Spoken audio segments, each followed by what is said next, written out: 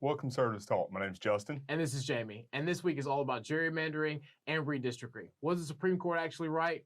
What were the Founding Fathers actually thinking? And this is why Justin always thinks I'm wrong. Correction. It is all about why Jamie's wrong.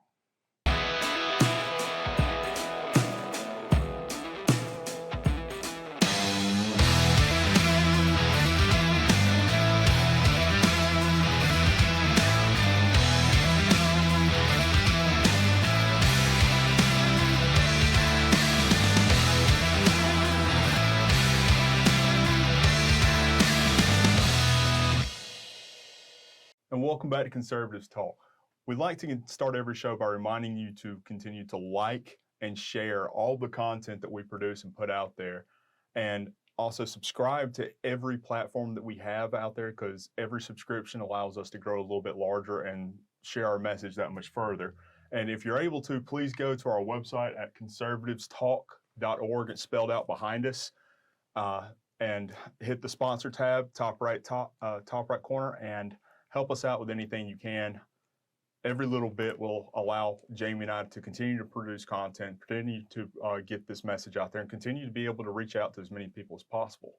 So, Jamie, let's delve right into this. But before we do that, I would sincerely like to welcome our special guest. We kind of gave a little sterling recommendation last week on our episode for Mr. David Guldenschuh here.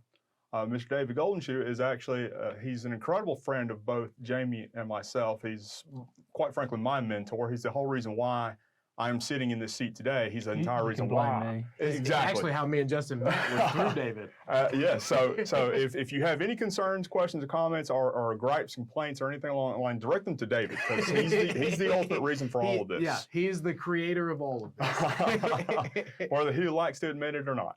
Well, similar how we were talking, we're going to let you say something in a minute. Oh, but okay. But like, we're going to direct you to say something. Off camera, I control this. Just know that. Similar to what we were talking about last week, we started this discussion about voting, and that's what kind of led into bringing you in, because there's been a lot of cases that have come up recently about gerrymandering and redistricting across the country. And so we wanted to kind of start there with some of the, with the topic, was the Supreme Court right? With some of these cases that have happened recently, mainly in Alabama and North Carolina and Pennsylvania. And so we want to really, I guess we'll start with Alabama. Can you kind of give us an idea of what your thoughts are about the case that recently went through? Well, I mean, in Alabama, I think there's 4 or 5 different cases, and this is one of the ones that got up there that's challenging their redistricting. The theory being, I think they have 6 seats maybe, and or 7 seats maybe, and there's 1 minority seat district in there. And the question is, since in the last 10 years the population has grown in Alabama, and therefore should there be a second majority minority district? And I hope at some point we're able to get into how we got to this point from where we started, because it's as Shakespeare would say, it's a comedy of errors. Yeah. Well, I'll tell you what. Let's take a moment and jump in, because I think we didn't really dabble into these as much. We dabbled a little bit more into North Carolina and Pennsylvania, but we really wanted to have you on the show to kind of talk about Alabama with your background. Your background is very diverse when it comes into understanding these complexities of not only politics, but how racial divides and racial integration has had its play into the political system. Not to mention he's passed the bar too, so. And a member of NAACP that I'm not, so whatever. Well, I mean, if you want to look at it, a little history on it without getting too detailed. I can get as detailed as you want, but when we started with the country redistricting, at least that issue, most states had their own mechanism for doing it, and the courts left them alone. Yes. And they left them alone for almost 200. Let's see, almost 200 years. And then what was happening, states would go 50, 60 years without even looking at the districting map. So in the 1900s, you had a mass influx into the city and a much higher urban population, but the districts hadn't changed. So in some states, you had districts that had people in it that there were 20 times as many people in one district as there was in a smaller rural district. Which leads to Alabama.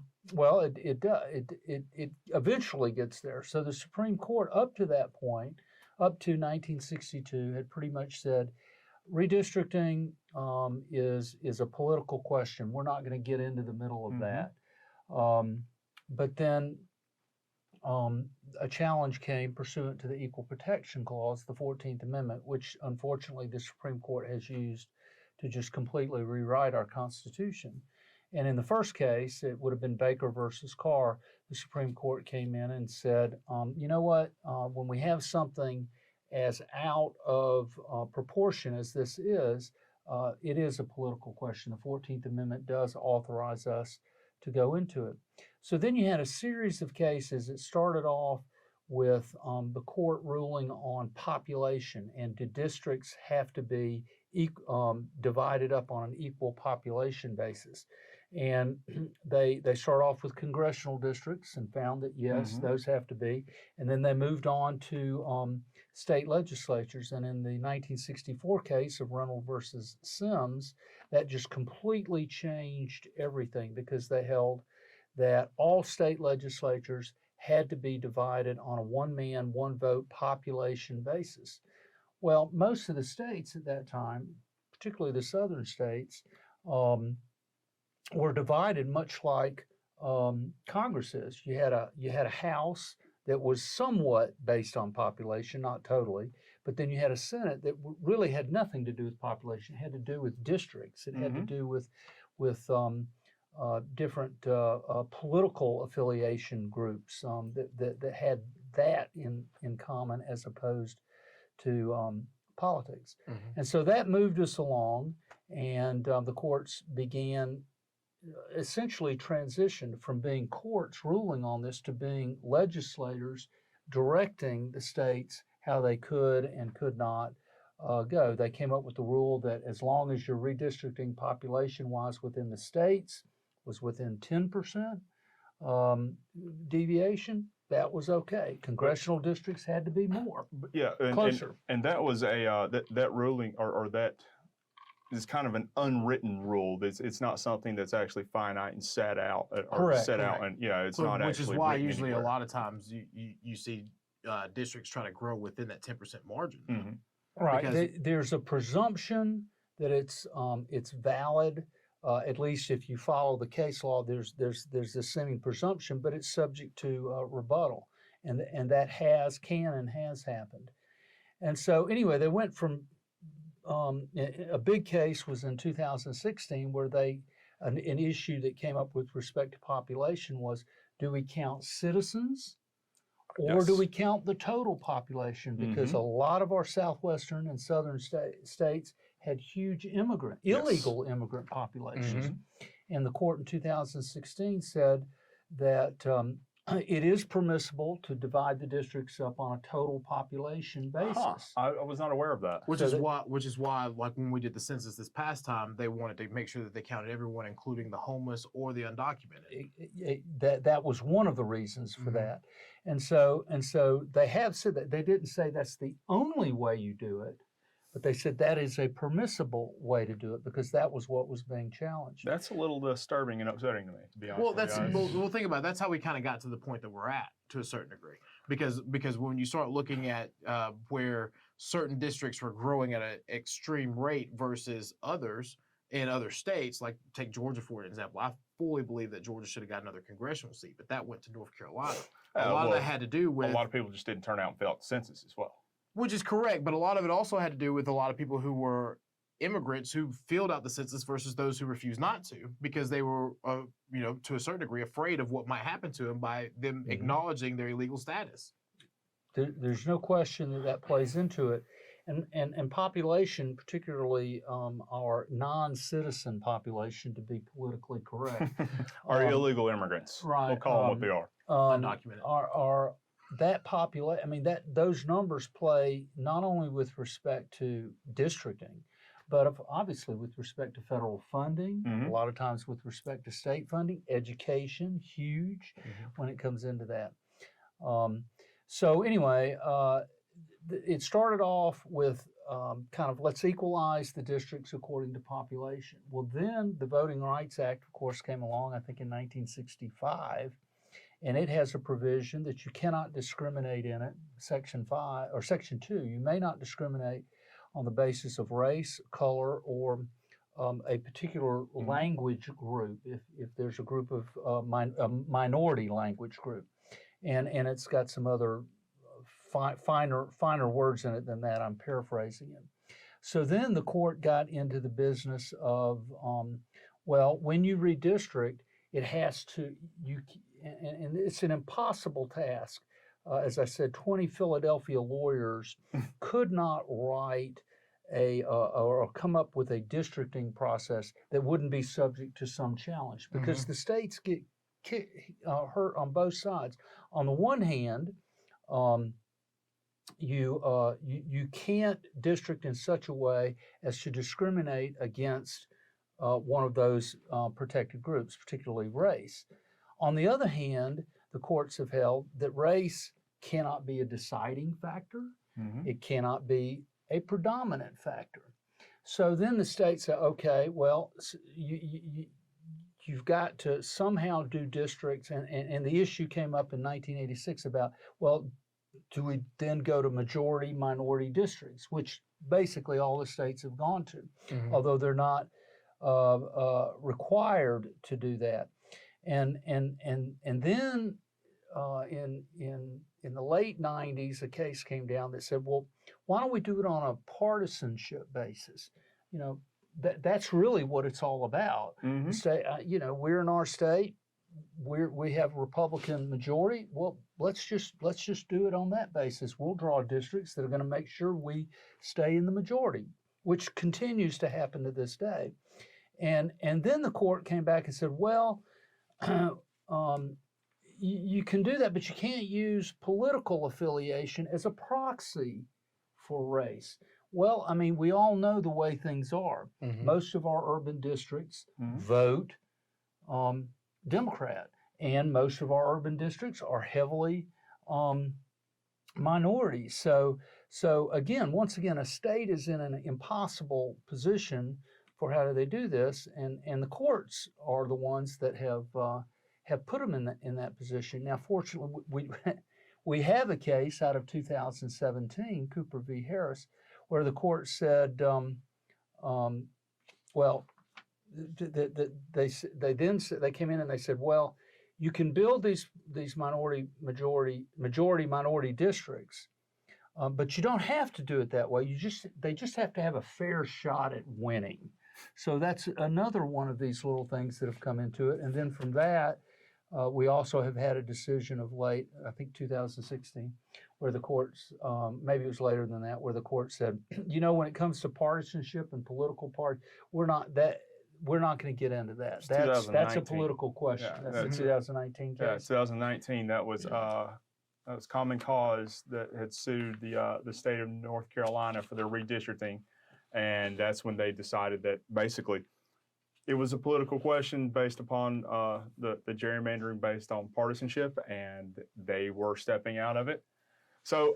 But going back just for a second, a lot of this makes sense. You know what I mean? If you kind of track if you tie in how we redistricting and what is quote unquote gerrymandering with the desegregation or what we used to call in the black community black flight from old desegregated neighborhoods, you know, you can kind of see where this migration is taking, and then the decision to come down for my majority minority district. Because a lot of those communities, you get through the Civil Rights Act in the 60s, then you get the generation behind it in the 80s who's like, we don't have to be in this neighborhood just because our parents are in this neighborhood. So then you have the decision of, well, you still have to have an equal shot, but you don't have to base it on that. But then you start to see racial divides upon party lines, which gives the same decisions. So the progression of it makes sense when you look at it from a socioeconomic standpoint, in addition to a political standpoint. Well, from a constitutional scholar, and I should be careful saying that. I just happen to work, perform that function for the Heartland Institute, but Just the Heartland Institute. right. So anyway, from my standpoint, what it is, it's another classic case of the court injecting itself into the system to make decisions, just like, I mean, they've done this with redistricting now, where again, they've got so many different rules out there, it's virtually impossible to redistrict without being challenged. I mean, right now, I looked it up, I think there are currently, since the redistricting, the numbers just came out, I think in 2021, late, from the census. Yep. And redistricting has occurred literally in the last 6 months. And there are currently 58 cases in 21 states challenging the redistricting. And 5 states that have not actually drawn their lines yet. Yeah. Now I will agree with your previous statement on that it is not the court's decision to make this, because I'm more of a laissez-faire person in most areas of my life. Well, and the person who best fits the district, regardless of whatever the district line's in, and regardless of color, is the person who's going to represent that district. Well, the Constitution couldn't be clearer. Article 1, Section 4, Clause 1. The time, place, and manner of holding elections shall be prescribed in each state legislature thereof, but Congress may at times make or alter such regulations. So it's an issue for the state legislatures, not the state courts, not the Supreme Court. It's there for it. It's the one or two times. I think in Article 5 they refer the founders wrote in specifically state legislature. And gave them specific powers, as they did when it comes to the manner of holding elections. Which kind of goes back to what Justin was getting ready to talk about. So fast forwarding to actually to this year, we've had 3 issues that have come before the Supreme Court. One of them being Alabama, the other 2 being North Carolina and Pennsylvania. And there are actually 2 other topics that I just ran across today that I want to bring up here in a moment as well. But the one in Alabama being that, of course, they were sued, and that they were saying that it was going to be disproportionately affecting the minority population because it was drawn upon partisan lines. And essentially they're saying that, kind of like what Joe Biden said, if you don't vote for me, then you ain't black. Yeah. So it's a little interesting that even the courts are looking at it that way, specifically in Alabama. I mean, who'd have thought? But then you come back and you look at North Carolina and you look at Pennsylvania. Well, in North Carolina, you had the Republican legislature that drew the districts, and then you had, I believe, it was a Democrat governor that vetoed what they were doing. So the state court decided they were going to step in and say, well, y'all can't make up your mind, so we're going to draw and we're going to decide where everybody's voting lines are going to be. Then they took it upon themselves to do it, and then it's leaning more towards the Democrat side, simply because in North Carolina, the U.S. or the state Supreme Court is a partisan state court. It's a Democrat majority there. So, of course, guess what they did? They drew it upon partisan lines as well. So the Supreme Court at that point then tried to answer the political question. So then flipped it. Yes, exactly. And then you had the one in Pennsylvania, which is the one where they had a group that they appointed, and it turns out the group was more left-leaning than right. To openly Democrat aligned. Okay. So and so they drew, even though Pennsylvania's legislature is Republican, they drew a map that went largely, or that was not as favorable partisan-wise to the Republicans as it could have been. Which was also interesting to me about the Pennsylvania cases, because you had it, but what led to the Supreme, their state Supreme Court and this group getting involved was the fact that the governor, who was a Democrat, just refused to sign the redistricting map. So he intentionally held out to try to find some, partisan solution. But yeah, it's so the 2 other instances I was talking about, I was going to bring up. Actually, one of them is in Maryland. Maryland's governor or the Maryland Supreme Court actually just issued a stay on their primary elections, Right. just simply because they couldn't decide on the map situation. So they actually came in and said, all right, we're going to give you a little bit more time to figure this out. Y'all get back to the drawing board and see what you can come up with. And then just today, New Hampshire actually came out and decided that okay, I'll take this back. That New Hampshire's governor has vowed to veto the state legislature's drawings of the map. And for those of you who don't know, New Hampshire and their governorship both are controlled by the Republican Party. The New Hampshire governor is saying, look, guys, y'all can do better. Right now, it is poised to actually bring what would typically be considered a very heavy Democrat state to where it actually allows for a fair race to be ran. One of the districts that is drawn is going to be heavily packed with Democrats. The other one is about a 48%. So it's a very competitive district. But the Republican governor said, no, we can't allow that. We can't have that. But at the same time, he's also facing a lot of re-election challenges, so he's going to need every bit of one of those Democrats to come out and vote for him. Which, when you're in the majority, I mean, that's kind of how it's supposed to be, in my opinion. Well, when you're in the majority, you control everything. Exactly. Yeah. New Hampshire is a state that pretty routinely flips between Republican control and Democrat control. Yes. One would think, being up in the Northeast, that this is going to be more left-leaning, but New Hampshire's an exception to that, and has been For a long particularly for the last 20 years anyway. So, them in Vermont are always surprising when it comes to state control. Yeah. But in the Supreme Court, when the cases when the Pennsylvania and North Carolina and Alabama case came to the Supreme Court, I think I'm right on this. I know the Alabama case for sure.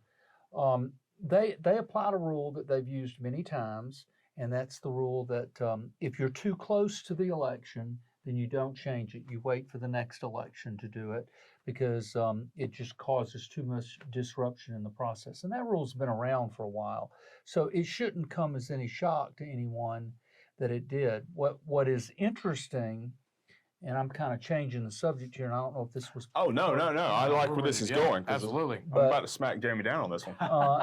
But you're seeing, and it started with in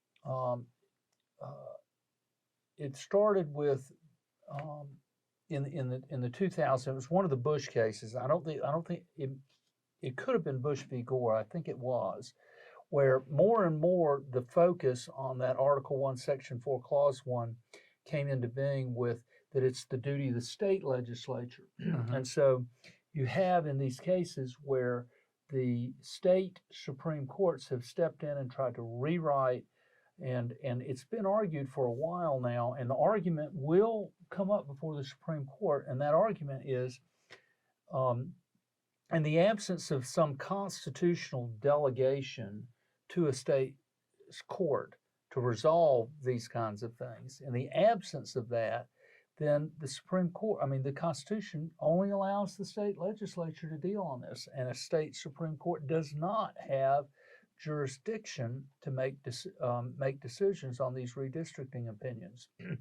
That would be a game changer. Although it is interesting, in the opinion that was issued under Bush v. Gore, it was also noted as being a one-time only decision that only applied to that one case. Correct. And that one instance in history, and could never be applied again. It took away the precedence of this ever being able to be done for any other decision by the Supreme Court when it came to elections. Well, and that wasn't the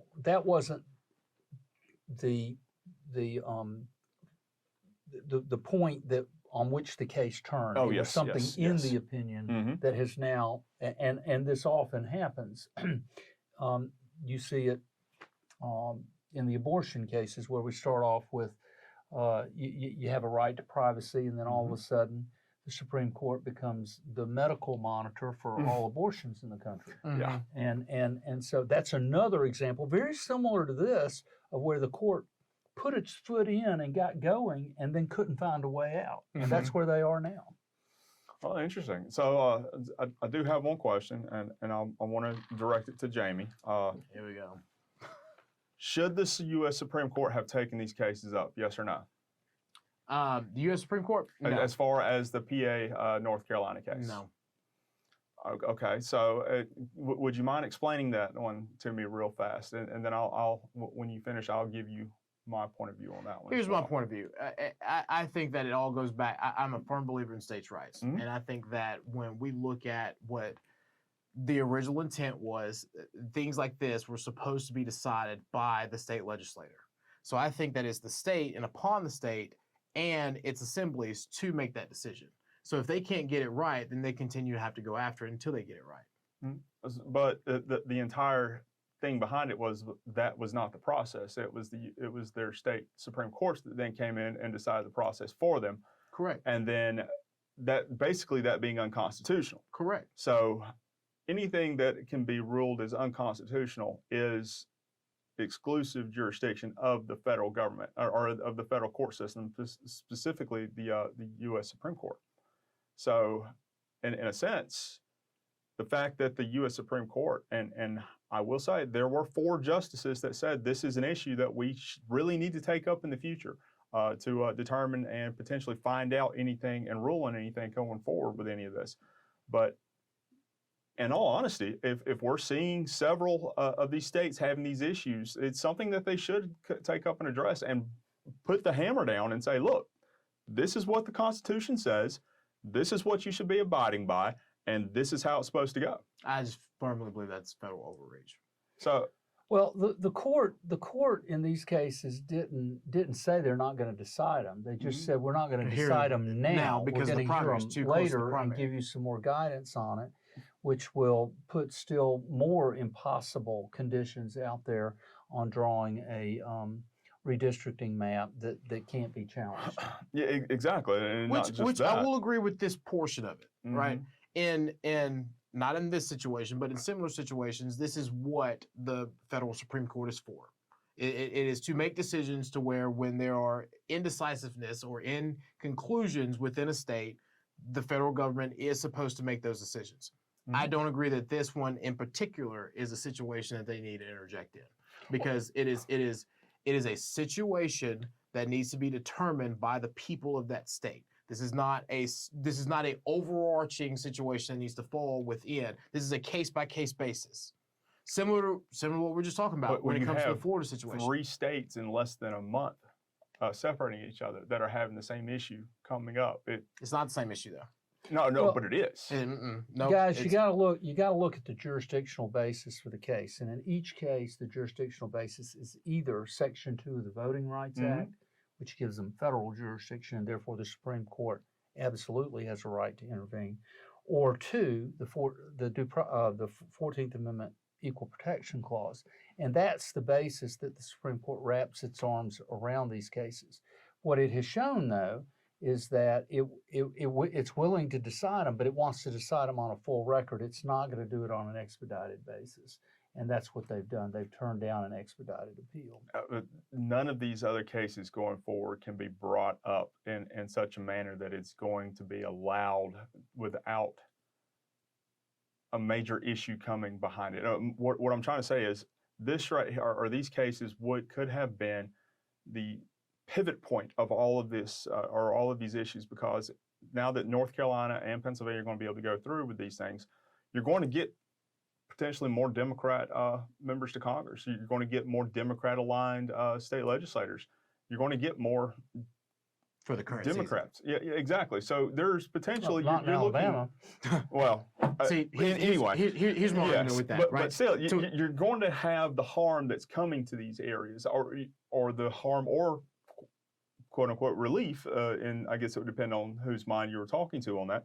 So there is a very pressing issue that would be time sensitive in that issue. So in all honesty, I think that they made a very wrong decision. And it is also interesting to note that in the North Carolina and Pennsylvania decision, there were only 8 justices that ruled on that one. There were not 9. Barrett did not rule on that issue. Mm-hmm. She stayed out of it. Here, I didn't know that. my Here's my thing. Since this is conservatives talk and we're talking from a conservative perspective, I will lose a battle to win a war.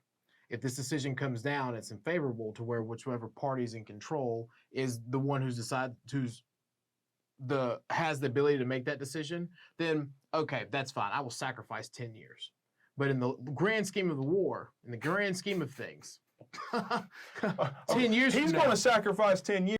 welcome back.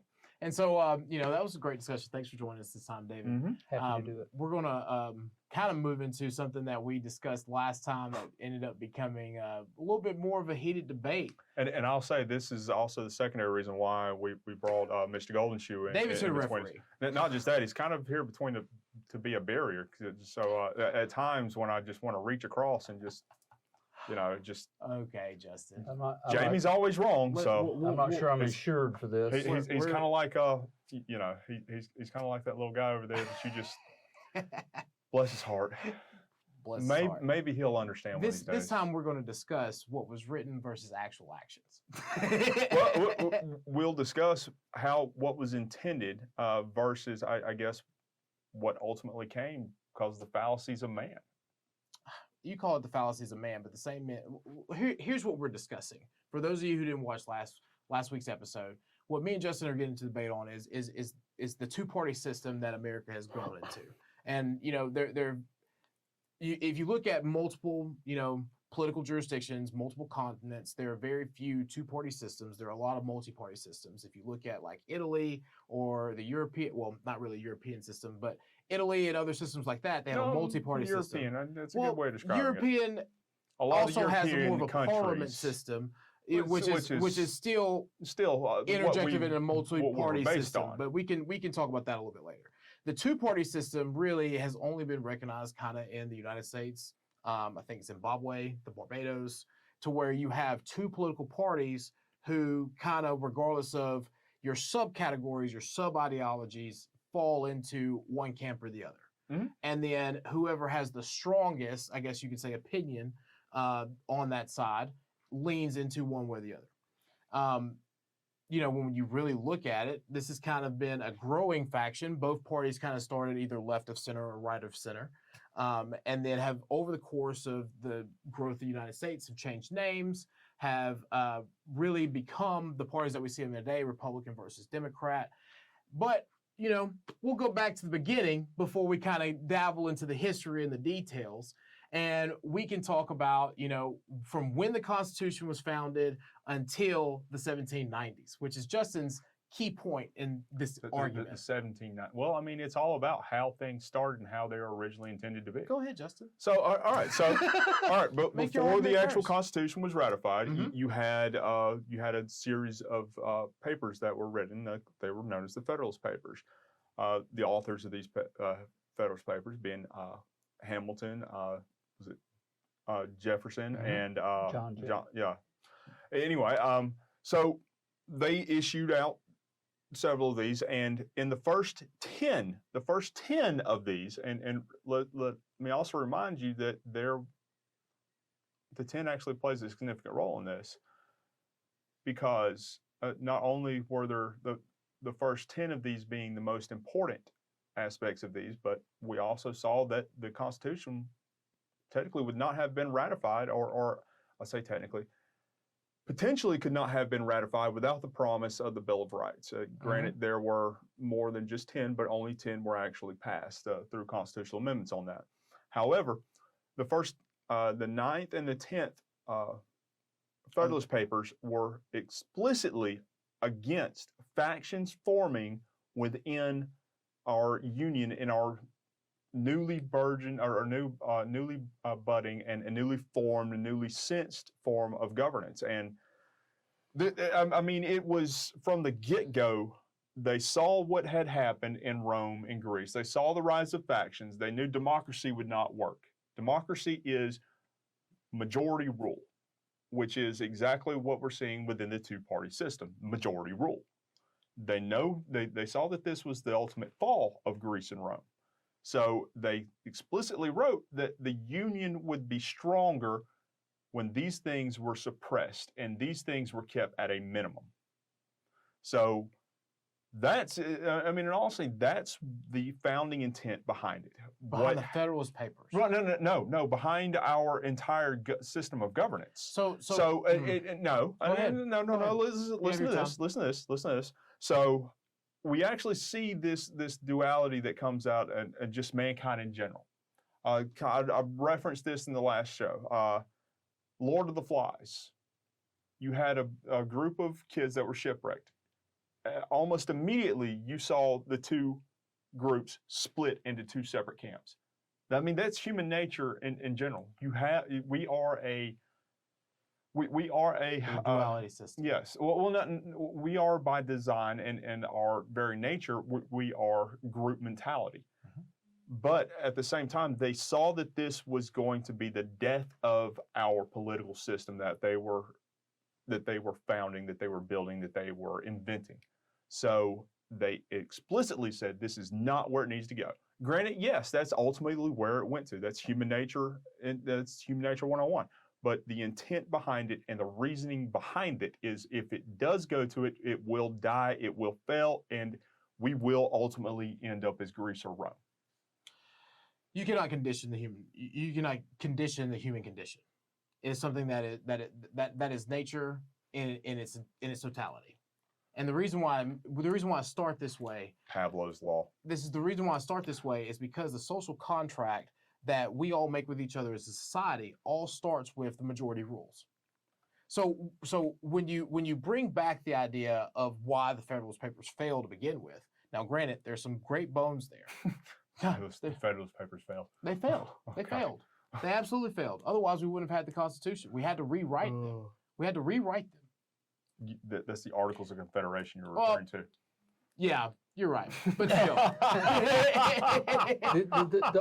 The Articles of Confederation were nothing more than a treaty between 13 independent sovereign entities, states, countries, whatever you want to call them. And it failed because it had no authority to tax, for one. It had no authority to legislate. It had limited authority to legislate. And it required a unanimous vote to change anything within it, which is not unusual. I mean, NATO, it's the equivalent of NATO. You have 13 sovereign countries that make it up, and they get to decide. Washington and some of Franklin and folks like that would not have wanted to see a two-party system or a system at all with parties. But as you know, very quickly, Hamilton and Jefferson split everyone up.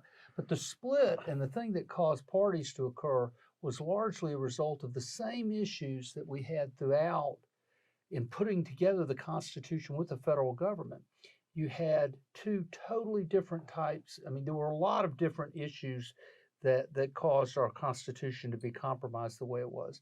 But the big issue was the difference between, obviously, our rural states and our northern states, and then that was one huge issue. And then the second one was the issue between the desire for states' rights, and then, of course, the desire for a federal government that was strong enough to overcome the problems with the Articles of Confederation. And that's just what so we let y'all the know, Jamie's arguing in favor of the stronger federal government. Just so clear that up. Well, you needed that, but at that time. At that time. So we see the two-party system came out of that. And I think it's not unsurprising, it shouldn't surprise you that the parties evolved, both parties, over time until we got to the Civil War. You know, you had the Democrat Party, Democrat-Republican Party that morphed into the Democrat Party. Andrew Jackson's Democrat Party, very different. Yes. Yep. Right, and the same with the Federalist Party and then the Whigs that came along. But then after, with the coming of the Civil War, you had the today's parties, although their philosophies have changed much, but you had the Democrats and the Republicans. And they've stayed there. And what happened was, as our government grew and became stronger and more powerful, and particularly with the progressive movement early 1900s, Mhm. the Washington began to change, and it kept becoming this bigger, huge monolith. And so the parties did what they always do. They protected themselves.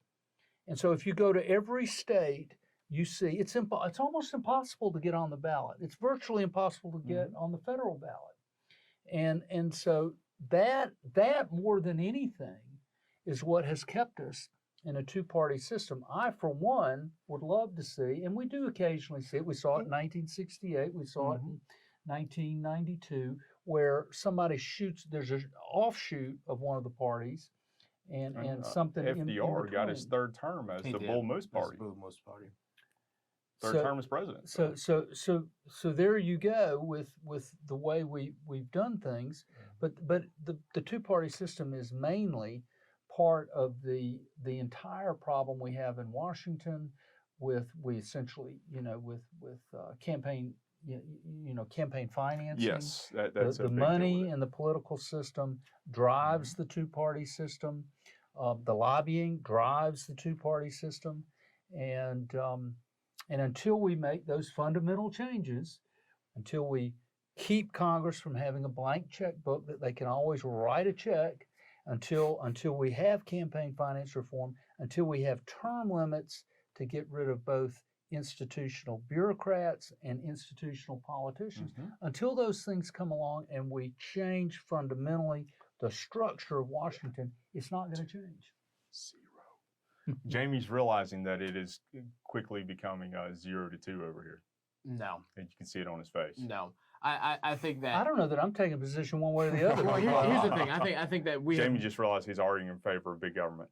No, I think that the way that we've gotten it, what we've gotten out of the two-party system and what it's become is not what's the original intent of it. The original intent was that this is what's going to happen regardless. And I think that's part of what, when you start looking at the divide between the Federalists and the Anti-Federalists, that's kind of where we got. Eventually, you're going to see that you're either going to fall in one camp or the other. Yeah, the divide between big government and limited government. Well, I mean, it started out as a divide. Which is the start. But what it is now. But it's still a second. It's still not necessarily. Well, granted, I'll give you that. I'll give you that. You know what I mean? But yes, but where it originally started was, do you fall into the independent rights of states, or do you fall into the federalist system? And from there, we have morphed that fundamental question into, well, you know what I mean? If you're anti-federalism, then we believe that we need to have more guns because our state believes we need to have more guns, versus I think that we need to regulate guns across the whole country. That's kind of the overarching argument that we've made the simple question into. So but I still think you do realize that you just said that you would be in favor of the federal government coming out and regulating more guns. No. That's not what I said. What I said is, that's I didn't hear that. What I literally said was that we have gone regulation. into two systems. See, this is how you're like the media. You just twisting words. Oh no, not at all. That's how you do it. I'm basing that interpretation on your original stance. No, the original stance is that we initially were going to be a two-party system, and I still believe that when you really boil it down, even the multi-party system that other countries show, really dabble down to a true two-party system, because eventually you're going to have to get one majority of the side. Majority of whoever's going to be there. Yeah, but it's a coalition. It's a coalition, which is the same thing. There's a lot more give and take in coalitions than there are in majority rule. Oh yes, very much so. Do you honestly believe that? Oh yeah. I mean, look at the progressives inside the Democratic Party holding the Democratic Party hostage right now. Well, that's also not a two-party. You're talking about a very two-party system. We're not talking about a coalition that was built out of a multi-party system. All right, so let's take a little bit into what's going on in Europe with Boris and the Conservative Labor Commission. That coalition that was built over there was built because of a multitude of conservative coalition groups banding together to make a two-party conservative party. Yes, and no. And no, you are correct on that. But at the same time, there were a lot of concessions that were made in order to hold that coalition together. Because as soon as the line is crossed on one of the multi-party or one of these parties that multi-party system is crossed, they can step back and say, all right, we're no longer part of this. Then that government fails, and then they have to go back in, recreate an entirely new government, and then it doesn't fail. Oh, it does. It fails all the time. It doesn't fail. Look at what happens in Israel. It happens all the time. They disagree, and just because they disagree doesn't mean they fail. Parliamentary system, though. Correct, which is completely different. Within our two-party system. Well, it's still an issue. It's still an issue as opposed to a multi-party system of what or a factionless system is what was originally intended, as opposed to the duality faction that we have. The realities of human nature is you will never have a non-factionalist system. People are going to combine themselves where they have common when they have common interests. They're going to come together to try to increase their influence. That's never going to change. Within our two-party system, we have multi-factions. I mean, there are multi-factions within the Republican Party as well as within the Democrat Party. And we're struggling over that. Currently. I mean, look at what's going on in our congressional leadership. Well, that's the deal with the two-party system. I mean, we're really hurting ourselves a lot with that. And that's why the independents end up being the ones that flip the elections. Exactly. The ones that stay out of that mess and make their decisions, based on something voters. Just right or left of the sun. Correct. Or independents in general. Let's what take for three example in Congress. Well, no. Let's look at what happened here in 2020 when Shane Hazel ran as a libertarian with Ossoff and Perdue. Shane Hazel, had he not been there, a vast majority of those those libertarians would have likely voted with David Perdue, and we would not have gone into the runoff, despite the election fraud that took place. I do believe that the independent vote diluted a two-party system vote, which is what most third parties do. I appreciate your condolences on that and your acceptance of the truth. That the two-party system works? Well, we just because what would have happened was the two-party system diluted the vote. The same thing happens every time the Green Party votes instead of somewhere on the left. But it's still the same situation. Not just it's no different than it's no different than the establishment versus. A vast majority of Ross Perot's supporters would have gone for the Republican ticket. Well, it's no different than what happened now. You had a lot of establishment voters who said, you know what, I don't necessarily agree with everything that Donald Trump says, but I'm going to vote for Donald Trump. And that's how we got to the majority lead that we had for the 4 years up until we got this Biden situation. That still didn't change the divide. He was still the Republican nominee, and they're so ingrained with the Republican name that they're not going to vote for anything outside of what has the R next to it, which is the whole issue behind which is a coalition inside of a two-party system. Well, I'm not saying that you're not correct about that. What I'm saying is that is a detriment to what we have, and it was not what was ultimately intended for it to go on and what to happen. I don't think that you get anything done without trying to form, whichever way you want to use it, phrase it, a party system or a coalition that gets the majority of it, because you still have certain statute inside of these elected officials and their districts that allow for a certain degree of concessions. You know what you get? You get a republic.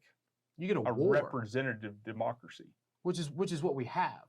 But you still, exactly.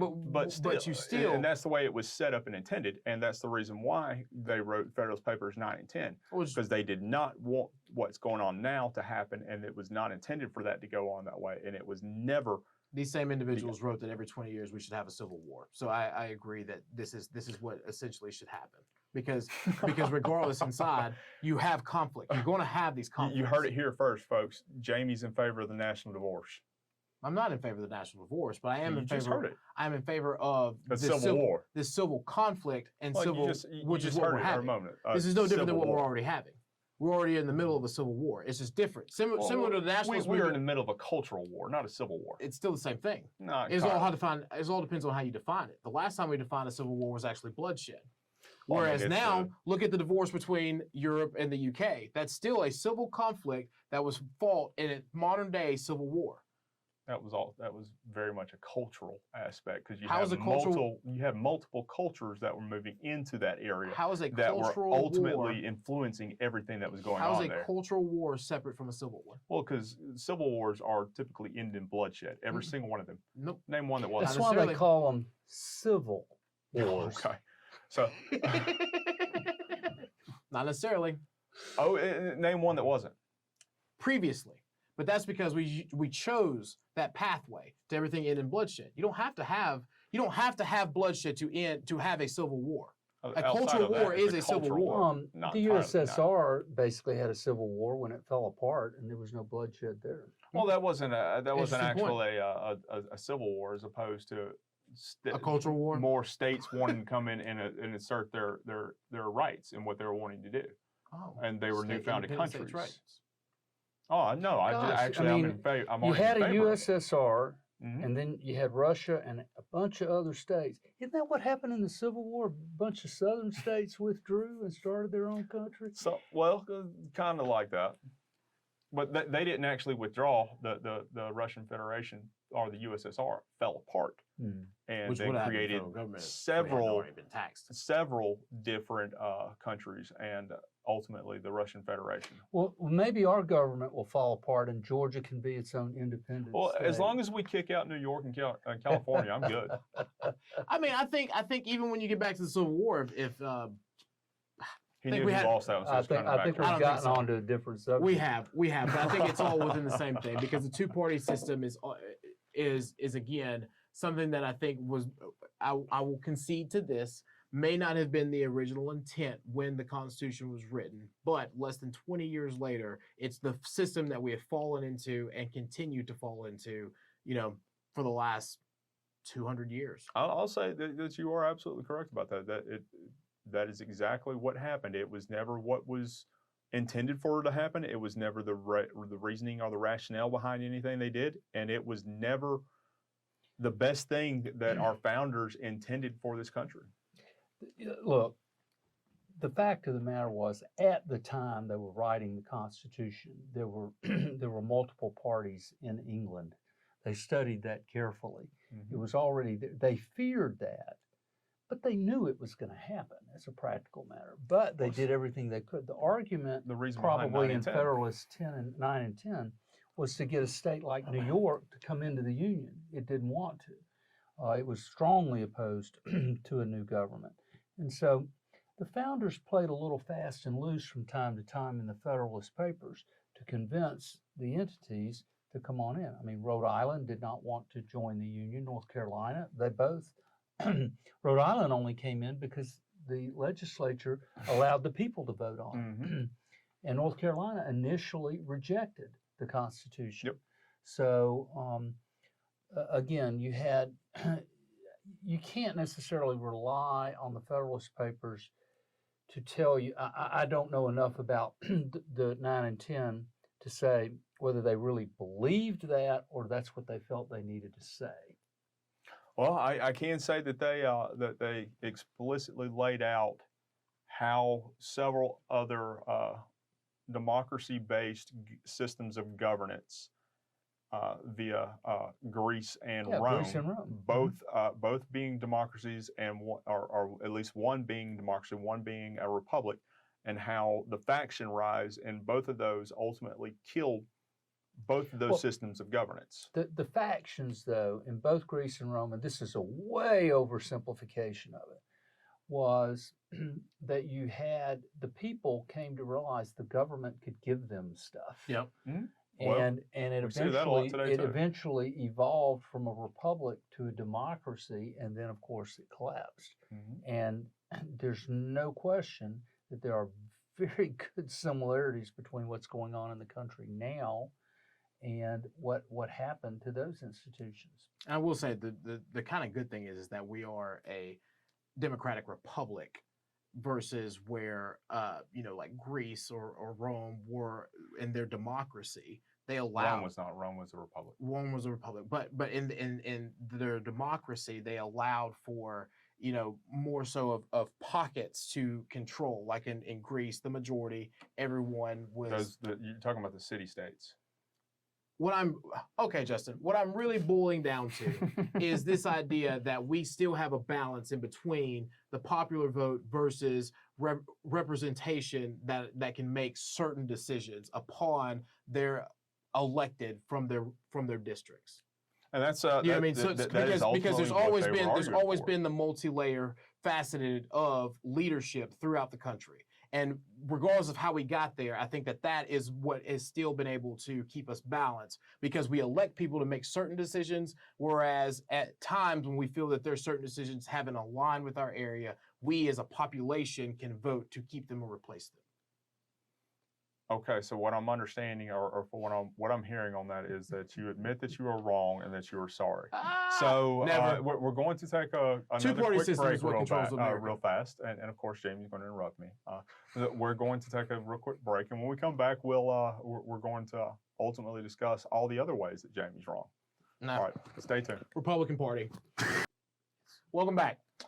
So, I guess this segment is called Why Jamie's Always Wrong. We proved that Jamie was right because we're a two-party system. But anyway, Jamie's never thank y'all again for participating and watching our show. We want to thank David for coming on and being our guest today. Yes. Referee. Yes, that too. As he always does in our private lives. If you only knew. If you only knew.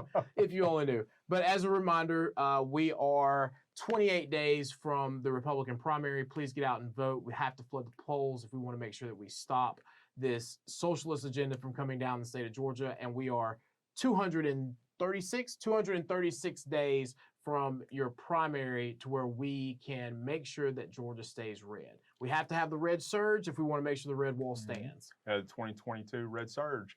And as always, please continue to like and share any of the content that we put out there. Subscribe to all of our pages that you can that you come in contact with. Every subscription that we get to our pages allows us to be able to get a more expansive audience out there. And if you're able to, again, please go to conservativestalk.org and hit the sponsor button in the top right corner and donate to allow for Jamie and I to continue to create this content and to push it out as far and wide as we're possibly able to.